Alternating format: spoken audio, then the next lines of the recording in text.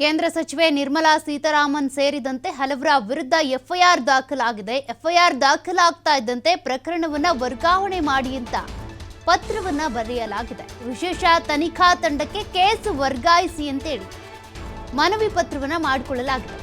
ತಿಲಕ್ ನಗರ ಠಾಣೆ ಇನ್ಸ್ಪೆಕ್ಟರ್ ಈ ಪತ್ರವನ್ನ ಬರೆದಿದ್ದಾರೆ. ಅಂದ್ರೆ ವಿಶೇಷ ತಂಡವನ್ನ ರಚನೆ ಮಾಡಿ ಆ ವಿಶೇಷ ತಂಡಕ್ಕೆ ಈ ಪ್ರಕರಣವನ್ನ ವರ್ಗಾವಣೆ ಮಾಡಿ ಅಂತ ತಿಲಕ್ ನಗರ ಠಾಣೆಯ ಪೊಲೀಸರ ಇನ್ಸ್ಪೆಕ್ಟರ್ ಏನಿದ್ದಾರೆ ಅವರು ಬರೆದಿರುವಂತಹ ಪತ್ರ ಇದು. ಡಿಸಿಪಿ ಮನವಿಗೆ ಯಾವ ರೀತಿ ಪ್ರತಿಸ್ಪಂದನೆ ಸಿಗುತ್ತೆ ಅಂತ ನೋಡಬೇಕಿದೆ.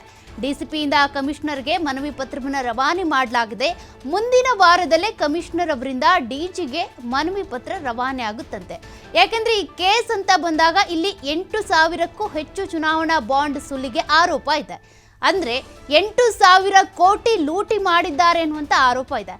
ಹಾಗಾಗಿ ಇಲ್ಲಿ 2 ಕೋಟಿಗೆ ಮಾತ್ರ ಸೀಮಿತ ಇರುತ್ತೆ. ಹಾಗಾಗಿ ಈ ಕೇಸ್ಗಳನ್ನ ತನಿಖೆ ಮಾಡಬೇಕು ಅಥವಾ ಇದಕ್ಕೆ ಸಂಬಂಧಪಟ್ಟಂತೆ ಮಾಹಿತಿ ಕಲೆ ಹಾಕಬೇಕು, ಇನ್ವೆಸ್ಟಿಗೇಷನ್ ನಡಿಬೇಕು ಅಂತ ಅಂದರೆ ಇದಕ್ಕೆ ಅಂತಾನೆ ಒಂದು ವಿಶೇಷ ತಂಡವನ್ನು ರಚನೆ ಮಾಡಬೇಕು ಅಂತ ಈಗಾಗಲೇ ಡಿಜಿಪಿಯಿಂದ ಪತ್ರ ಕೂಡ ಹೋಗಿದೆ. ಇದಕ್ಕೆ ಸಂಬಂಧಪಟ್ಟಂತೆ ಯಾವ ರೀತಿ ಪ್ರತಿಕ್ರಿಯೆ ಸಿಗುತ್ತೆ ಅಂತ ನೋಡಬೇಕಾಗಿದೆ. ಸಿಸಿಬಿ ಹಾಗೂ ಸಿಐಡಿ ಇಲ್ಲವಾದಲ್ಲಿ ಸಿಐಡಿಯಲ್ಲೇ SIT ರಚನೆಗೆ ಮನವಿಯನ್ನು ಕೂಡ ಕೊಡಲಾಗಿದೆ. ಅಂದರೆ ಈಗ 8,000 ಕೋಟಿ ಇಲ್ಲಿ ವರ್ಗಾವಣೆ ಆಗಿರುವಂಥದ್ದು ಚುನಾವಣಾ ಬಾಂಡ್ಗಳ ಮೂಲಕ ಬಿಜೆಪಿ ದೇಣಿಗೆ ರೂಪದಲ್ಲಿ ಸುಲಿಗೆ ಮಾಡಿದೆ ಅನ್ನುವಂಥ ಗಂಭೀರ ಆರೋಪ ಇದೆ. A1 ಆಗಿ ನಿರ್ಮಲಾ ಸೀತಾರಾಮನ್ ಅವರನ್ನ FIRನಲ್ಲಿ ಉಲ್ಲೇಖ ಮಾಡಲಾಗಿದೆ. A2 JP Nadda, A3 Nalin Kumar, A2 ED ಅಧಿಕಾರಿಗಳು, A3 JP Nadda, A4 Nalin Kumar Kateel, ಅದೇ ರೀತಿಯಾಗಿ BY ವಿಜಯೇಂದ್ರ, ಒಟ್ಟು 5 ಜನರ ವಿರುದ್ಧ ಕೂಡ ಈಗ FIR ದಾಖಲಾಗಿರುವಂಥದ್ದು. ಹಾಗಾಗಿ ಇದಕ್ಕೆ ಸಂಬಂಧಪಟ್ಟಂತೆ ಒಂದು ಸ್ಪೆಷಲ್ ಇನ್ವೆಸ್ಟಿಗೇಷನ್ ಟೀಮ್ ಅನ್ನ ರಚನೆ ಮಾಡಬೇಕು.